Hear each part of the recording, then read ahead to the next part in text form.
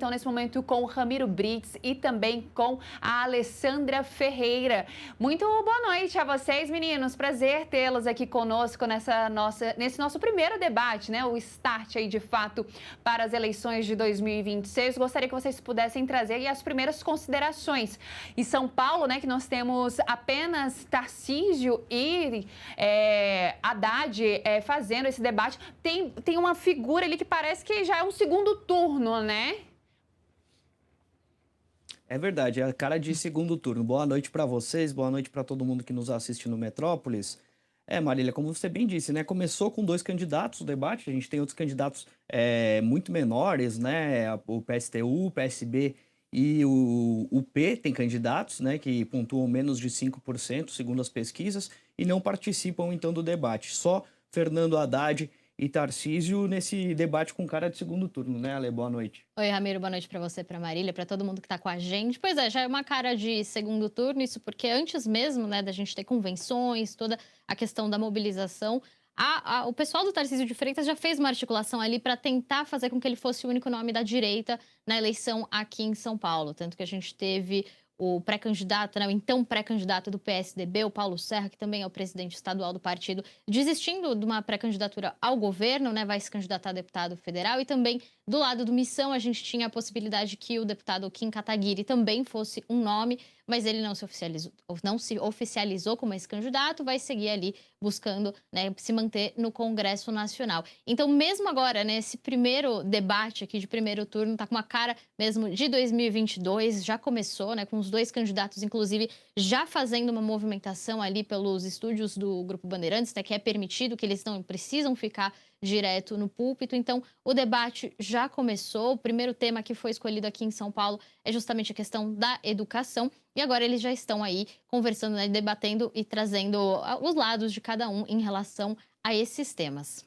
Eu acho que a gente pode falar sobre os temas. Começou com o Tarcísio de Freitas, né? Você acompanhou a fala do Tarcísio, né, Ale? Pois é, Tarcísio de Freitas, né, respondendo, já que a gente teve essa divulgação dos dados do IDEB, ele destacou alguns avanços. O que tem sido muito a questão das entregas que Tarcísio tem feito a São Paulo, essa tem sido uma das estratégias de campanha mesmo do governador nessa campanha à reeleição. Então, ele destacou alguns avanços, falou sobre como os resultados foram bons, envolvendo a escola em tempo integral, e que ele quer, né, num próximo eventual mandato, numa eventual reeleição, fazer uma recuperação de aprendizagem e mesmo reforçar a formação continuada de professores. É importante, né? A questão da educação foi muito grande aqui em São Paulo, não só por esses aspectos já destacados pelo governador Tarcísio de Freitas, mas também toda a implementação daquele modelo da escola cívico-militar, né? Que ia e voltava, que de repente esbarrava em decisão da justiça que proibia, depois subia de instância. Foi o primeiro escândalo do governo do Tarcísio, exatamente, né? Teve aquela questão dos livros didáticos com informações incorretas, enfim. Exato. A empresa era relacionada com